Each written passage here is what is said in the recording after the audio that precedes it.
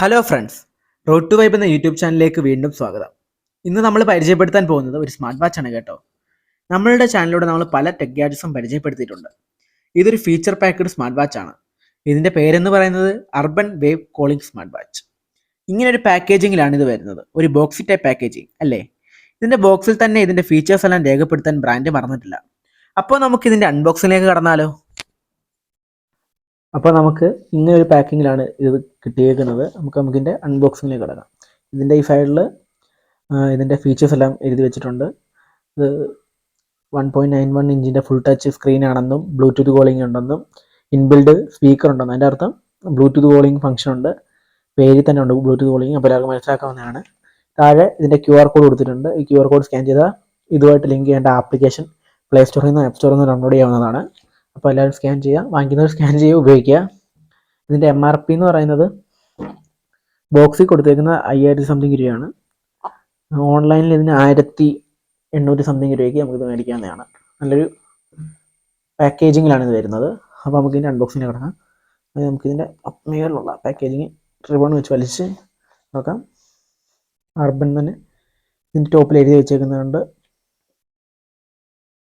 നമുക്കിതങ്ങ് തുറക്കാം, പെട്ടി പൊട്ടിക്കാം. വരുന്നില്ലല്ലോ.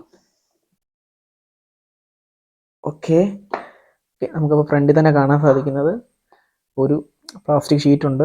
നമുക്കിങ്ങനെ തുറക്കണം. ഓക്കെ, അതിങ്ങനെ നമ്മൾ ഇങ്ങനെ ഊരിയെടുക്കുന്നു. പ്രൊട്ടക്ഷനൊക്കെ നല്ല പ്രൊട്ടക്ഷനാണ് കേട്ടോ ഇവർ കൊടുത്തേക്കുന്നത്. ഇങ്ങനൊരു പ്ലാസ്റ്റിക് ഷീറ്റിലാണ് ഇവർ ഇത് വന്നേക്കുന്നത്. പിന്നെ നമുക്കിവിടെ കാണാൻ സാധിക്കുന്നത് നമ്മുടെ സ്മാർട്ട് വാച്ചാണ്. നമ്മളിങ്ങനെ സ്മാർട്ട് വാച്ച് നമ്മളിങ്ങനെ എടുക്കാം. സ്മാർട്ട് വാച്ചിലേക്ക് വരാം.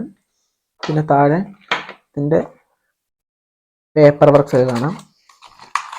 ആർക്കൊരു കാര്യമില്ല, ഇതിലേക്ക് കൊടുത്താൽ വാറണ്ടി രജിസ്റ്റർ ചെയ്യാനുള്ള കാർഡൊക്കെ ഇതിലുണ്ട്. ഇതാണ് സ്മാർട്ട് വാച്ച്. ഇതിൻ്റെ ചാർജർ കൊണ്ട് ഈ ടൈപ്പാണ് ചാർജർ വരുന്നത്, നമ്മുടെ ഐ വാച്ചിലൊക്കെ ടൈപ്പ്.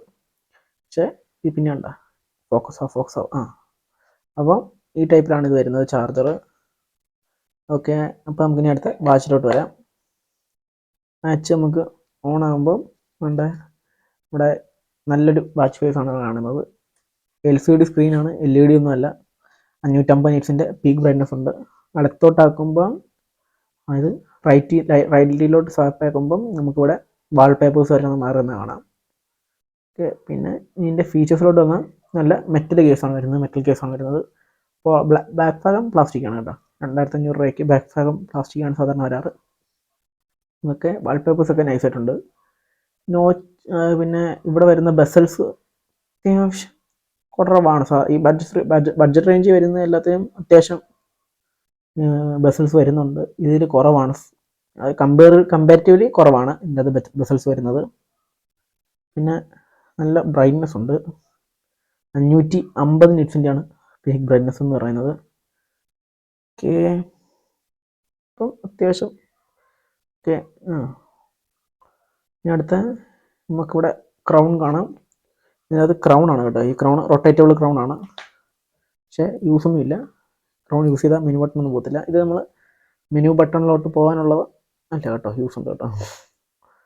അല്ല, അതായത് സൂമിനോട്ട് നോക്കാനുള്ള യൂസേ ഉള്ളൂ. അല്ലാതെ മറ്റേ ഇത് അണീകോംബ് ടൈപ്പാണ് വരുന്നത്.